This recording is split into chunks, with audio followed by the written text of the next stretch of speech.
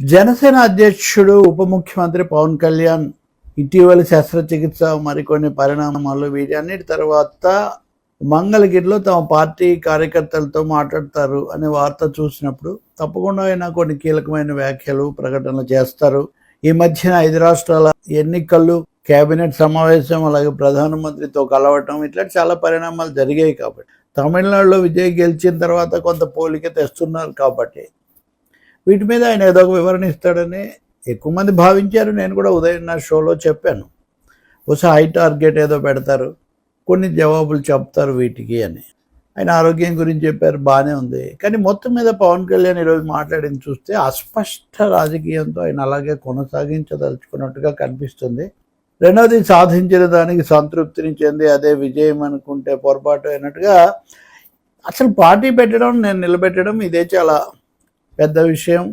దీన్ని చెప్పడం మీదే పవన్ కళ్యాణ్ ఫోకస్ కొనసాగుతున్నట్టుగా కనిపిస్తుంది. ఎన్నిసార్లు ఆ ప్రస్తావనలు తెస్తున్నారో ఒకసారి దాన్ని వింటే తెలుస్తుంది. సరే, ఆయన సంతోషం, ఆయన సంతృప్తి ఆయనకు ఉండొచ్చు. కానీ పాలిటిక్స్ ఇదే డైనమిక్ గేమ్. అది క్రియాశీలంగా ఉంటుంది, గమనశీలంగా ఉంటుంది అన్నప్పుడు ఎప్పటికప్పుడు మారుతున్న పరిస్థితులకు తగినట్టు చెప్పాలి కదా. అలాగే కార్యకర్తలకు, అభిమానులకు చెప్పాలి కదా. ఈరోజు ఆయన మాట్లాడిన దాన్ని కనుక మనం పరిశీలిస్తే ఆయన స్టేటస్ కోలోనే ఉండదలుచుకున్నాడని చాలా స్పష్టంగా అర్థమవుతుంది. స్టేటస్ కో అంటే కూటమిలో ఉండటం, మోదీ గారిని పొగడడం, తెలుగుదేశం పార్టీతో పొత్తు ఎందుకు అవసరమైందో, కూటమి ఎందుకు అవసరమైందో దాన్ని పదే వివరించటం. అంతకు మించి ఆయన అడుగు వేయదలుచుకోలేదు. రాజమండ్రి జైల్లో కలుసుకోవటము, అప్పుడు ఆ ఒక గంటలో ఆ నిర్ణయం తీసుకున్నానంటారు. నిజానికి అంతకుముందే తీసుకున్నారు కదా, అంతకుముందే చెప్పుకున్నారు ఆయన ఇప్పటం సభలోనే. కాబట్టి విజయ్ గెలిచిన తర్వాత నేను చాలాసార్లు వ్యంగ్యంగా నన్ను వైసీపీ వాళ్ళకి ఎందుకు ఇంత ప్రేమ, ఆయన సంగతి చూసుకుంటాడు కదా అని అదే మాట ఆయన కూడా అంటున్నారు. కానీ అదే సమయంలో విజయ్కి కానీ అక్కడ వచ్చిన తీర్పు కానీ దాని మీద స్పందన, అభినందన ఏం లేదు. తను నిలబడింది చాలా, అయితే విజయ్ ఇంకా గట్టిగా నిలబడ్డాడు కదా. తర్వాత ఎన్నికలు అయ్యాక కూడా నిలబడ్డాడు కదా, మళ్ళీ ప్రభుత్వంలోకి వచ్చే వరకు. అంటే ఆయన బీజేపీకి వ్యతిరేకంగా ఉన్నారు కాబట్టి బహుశా పవన్ కళ్యాణ్ ఆయన గురించి పెద్దగా స్పందించదలుచుకున్నట్టుగా లేదు. కానీ ఈ రెండింటినీ పోల్చి చూపిన వాళ్ళను, మాట్లాడిన వాళ్ళని ఏదో తక్కువ చేస్తూ వ్యాఖ్యానించడం ఎందుకు? రాజకీయంగా వైసీపీ మీద విమర్శ చేయటం వేరు. ఆయన అభిమానులైన వాళ్ళు, ఆయనకు ఓట్లేసిన వాళ్ళు కూడా చాలామంది సహజంగా అనుకున్నారు. అనుకుంటే తప్ప అది. విజయ్ లాగా ఉండుంటే బాగుండేది, వేరే ముఖ్యమంత్రి అయితే బాగుండేది, సీఎం అని అడిచినప్పుడు ఎంజాయ్ చేశారు కదా. కాబట్టి ఒక గ్రాండ్ పోస్చర్ తీసుకొని ఇంకా మిగిలిన వాళ్ళందరూ తన వెనుకున్న వాళ్ళతో సహా వాళ్ళందరూ ఏదో తక్కువగా ఉన్నారంటే నిజంగా అంత ఉచితం అనిపించుకోదు. నాతో ఎవరు నిలబడలేదు, అందరు వెళ్ళిపోయారు, నేను గట్టిగా ఉన్నాను అన్నారు. ఓకే, నిజమే, అది నాకు తెలుసు. ఆ రోజుల్లో కూడా ఎవరున్నారు వీళ్ళంతా నేను నిలబడిన తర్వాతే కదా వచ్చారు అనే మాట కూడా అనేవాళ్ళు ఆయన. అది నిజమే కావచ్చు. కానీ పార్టీ కార్యకర్తలు, యంత్రాంగము, మద్దతుదారులు, శ్రేయోభిలాషులు అందరూ ఉంటేనే కదా నిలబడింది. కాబట్టి విజయ్ లాగా నిలబడ్డం కాదు, నేను కలిసి వెళ్ళదలుచుకున్నాను, మనకున్న చాలదని చెప్తే అది వేరే విషయం. ఇంకా రెండోది, నేను కులం కోసం పెట్టానా, ఎవరైనా ఎలా పెడతారో, వాళ్ళందరూ ఓట్లేసారా అని కూడా ఒక సవాలు. వేస్తే ఎందుకు ఓడిపోతాను, ఈ మాట ఎప్పుడు ఒకటే అండి. ప్రజా జీవితంలో ఎవరెంత పెద్ద పదవులు ఉన్నా, ఎంత ఆకర్షణ కలిగిన వాళ్ళైనా ప్రజల మీద ఫిర్యాదు చేసే అధికారం లేదు అనేది తెలుసుకోవాలి. ప్రజలు అనేక కారణాల వల్ల ఆదరిస్తారు, అనేక కారణాల వల్ల నిరాదరిస్తారు. దాన్ని అర్థం చేసుకుంటూ ముందుకు పోవాలి తప్ప అప్పుడు వేసారా ఇప్పుడు వేసారా అంటే నేను నిలబడ్డాను మీరు బలపరచలేదు అని ఫిర్యాదు చేసే హక్కు ఏ ప్రజానాయకుడికి, ఏ రాజకీయ నాయకుడికి లేదు. కానీ ప్రజలేమీ ఎవరిని మీరు వచ్చి మాకు సేవ చేయండి నేను అడగరు కదా. పైగా సేవ చేసే క్రమంలో ఈ నాయకులు కూడా ఎదుగుతారు కదా. అదేమి one way process, one way traffic కాదు, అది 2 వే ట్రాఫిక్కే. ఇంకోటి, జాతీయ విషయాలు. బీజేపీ మీద, మోదీ మీద విమర్శ చేస్తే చేయండి, కానీ దేశానికి వ్యతిరేకంగా మాట్లాడితే ఒప్పుకోం. దేశానికి వ్యతిరేకంగా ఎవడైనా ఎందుకు మాట్లాడతాడండి? పదే దేశానికి వ్యతిరేకం అంటే మోదీని, బీజేపీని విమర్శిస్తే వాళ్ళంతా దేశానికి వ్యతిరేకమా? ఎవరైనా టెర్రరిస్టులో, దేశద్రోహులు ఉంటే వాళ్ళ గురించి స్పెసిఫిక్గా చెప్పండి. కానీ రాజకీయ పార్టీలు ఏవి దేశానికి వ్యతిరేకంగా మాట్లాడేవి దేశంలో లేవే. ఎందుకు అటువంటివి అంటే కొంతమంది ఏదో దేశానికి వ్యతిరేకులు, మతం అనే ప్రస్తావన ఎన్నిసార్లు చేస్తున్నారో తెలీదు. అన్ని మతాలను కూడా గౌరవించాలని ఒక వైపున అంటూనే హిందువుల మీద జరిగితే మేము హిందువులు అని ఎందుకు చెప్పాల్సి వస్తుంది? మరి అన్ని మతాల మీద జరిగినా స్పందిద్దామని మనం అంటున్నప్పుడు హిందువుల మీద జరిగితేనే మీరు క్రైస్తవుల మీద జరిగినా ముస్లింల మీద జరిగినా ఖండించాల్సిందేం చెప్తున్నారు కదా. సో నీ మతాన్ని నువ్వు గౌరవించాలి, అన్ని మతాలు గౌరవించాలన్న తర్వాత ఇక నీ మతాన్ని నువ్వు గౌరవించాలని ప్రత్యేకించి నొక్కి చెప్పడం, ఎందుకంటే తెలియకుండానే పరోక్షంగా ఇది కూడా ఒక విధంగా లడ్డు వివాదం వచ్చినప్పుడు ఇంకొన్ని సందర్భాల్లో మాట్లాడిన దాని నుంచి కొంచెం సవరణ.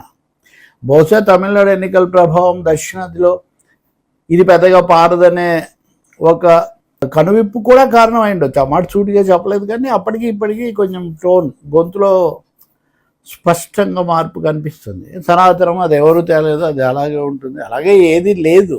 ఆయన ఉన్నారా, ఆయన పార్టీ ఉందా, మనలో ఎవరు ఉన్నాము, కాలానుగుణంగా మారుతూ ఉంటారు. ధర్మ సంస్థాపనార్థాయ సంభవామి యుగే అన్నప్పుడు ఏ యుగ ధర్మం ఆ యుగానికి ఉంటుంది అన్నది భగవద్గీతలో చెప్తున్న మాట. అదే సనాతనం అనేది ఏదో ఒక మంత్రం అయినట్టు సనాతనం శాశ్వతంగా ఏమి ఉండదు.